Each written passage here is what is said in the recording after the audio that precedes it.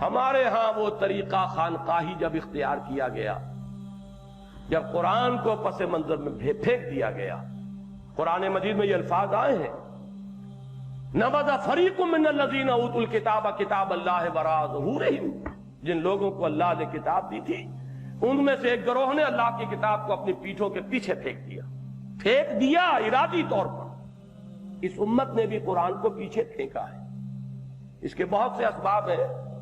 Professor یوسف سلیم چشتی رحمہ اللہ تعالیٰ ان کی مغفرت فرمائے، بڑا عمدہ مضمون ایک دفعہ لکھا تھا کہ یہ جان بوجھ کر در حقیقت قرآن کو پیچھے پھینکا گیا ہے۔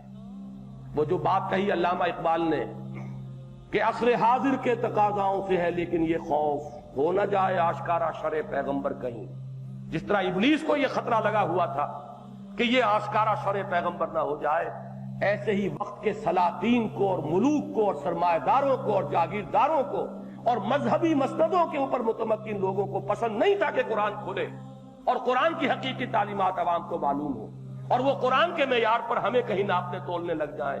ہے یہی بہتر الہیات میں الجھا رہے، اس کو مست رکھو ذکر و فکر صبح گاہی میں، اسے پختہ تر کر دو مزاج خانقاہی میں اسے۔ جانتا ہوں میں یہ امت حامل قرآن نہیں، اور یہ قرآن ہی کی طرف کہیں دوبارہ رجوع نہ کر لے، ہمارا تو سارا پول جو ہے کھل جائے گا۔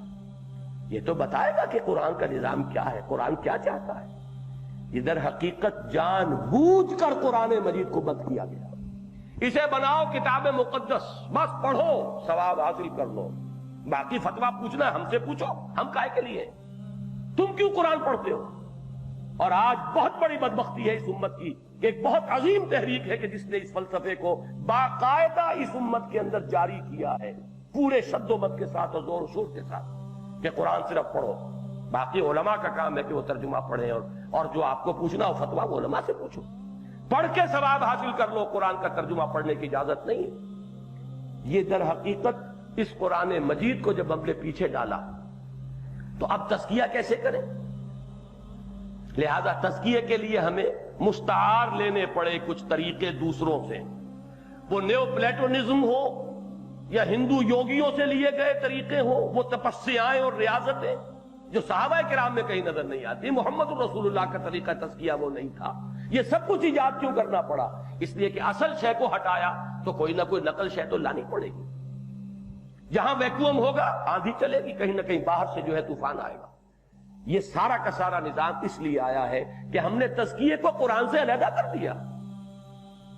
اللہ تعالیٰ جزا دے علامہ اقبال کو اس دور میں جس شد و مد کے ساتھ انہوں نے اس کو ظاہر کیا ہے۔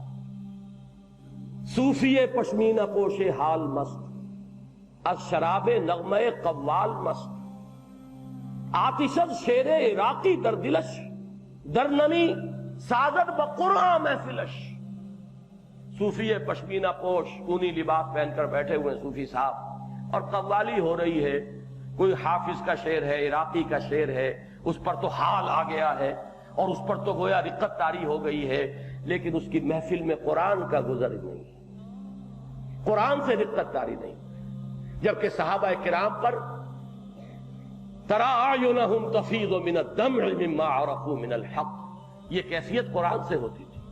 وَإِذَا سَمِعُوا مَا أُنزِلَ إِلَى الرَّسُولِ تَرَى أَعْيُنَهُمْ تَفِيضُ مِنَ الدَّمْعِ مِمَّا عَرَفُوا مِنَ الْحَقِّ، جب انہوں نے سنا وہ کلام جو قرآن جو رسول پر نازل ہوا تھا، ان کی آنکھیں بہہ نکلی ندیوں کی صورت میں، یعنی آنسوؤں کی ندیاں بہہ نکلی ان کی آنکھوں سے۔ یہ وہاں ہوتا ہے۔ خود حضور نے، میں نے بارہا آپ کو واقعہ سنایا، جب حضرت عبداللہ ابن مسعود سے فرمائش کی کہ مجھے قرآن سناؤ، اور انہوں نے پہلے عذر کیا کہ آپ کو سناؤ، آپ پر تو نازل ہوا ہے۔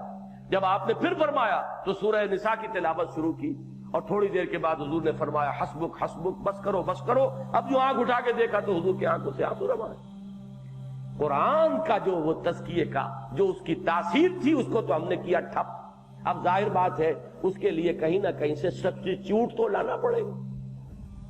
اس تزکیہ محمدی میں اہم ترین شے قرآن ہے۔ خود قرآن کی اپنی نصوص، اپنی نص قطعی، یا ایھا الناس قد جاءتکم موعظۃ من ربکم وشفاء لما فی الصدور۔ شفاء لما فی الصدور تو یہ ہے تزکیہ، اور کس بلا کا نام ہے؟ سینوں کے اندر جو کچھ ہے اس کی شفا۔ سینوں میں آپ کے غلط ارادے، غلط امنگیں، غلط عزائم، غلط مقاصد، غلط تمنائیں، غلط آرزویں ہیں نا جنہوں نے یہاں پر ڈیرے لگائے ہوئے ہیں، ان غلط امنگوں، غلط آرزوؤں، غلط تمناؤں کو کاٹ کر اور صحیح آرزو، صحیح امنگ، صحیح محبت اللہ کے ساتھ اگر پیدا کر دی جائے تو یہی تو تزکیہ ہے۔ اور وہ تزکیہ کس سے ہوگا؟ قرآن سے ہوگا۔ شفاء لما فی الصدور وَنُنَزِّلُ مِنَ الْقُرْآنِ مَا هُوَ شِفَاءٌ وَرَحْمَةٌ لِّلْمُؤْمِنِينَ وَلَا يَزِيدُ الظَّالِمِينَ إِلَّا خَسَارًا۔ ہم اس قرآن میں وہ چیزیں نازل کر رہے ہیں کہ جو شفا ہے اہل ایمان کے لیے، رحمت ہے ہماری جانب سے، لیکن یہ کہ وہ نہیں، وہ تو صرف وصول ثواب یا ایصال ثواب کا آلہ بن کر رہ گیا۔ لہذا جب اس کو یہاں سے اس کانٹیکسٹ سے نکال دیا گیا، علیحدہ شے بنا لیا گیا، تو لازماً اس کے لیے مفہوم خارج میں اس کا مصداق بھی علیحدہ تلاش کرنا پڑا۔ دین کی بات پھیلانا صدقہ جاریہ ہے۔ ثواب کی نیت سے ویڈیو کو شیئر ضرور کیجیے۔ جزاک اللہ۔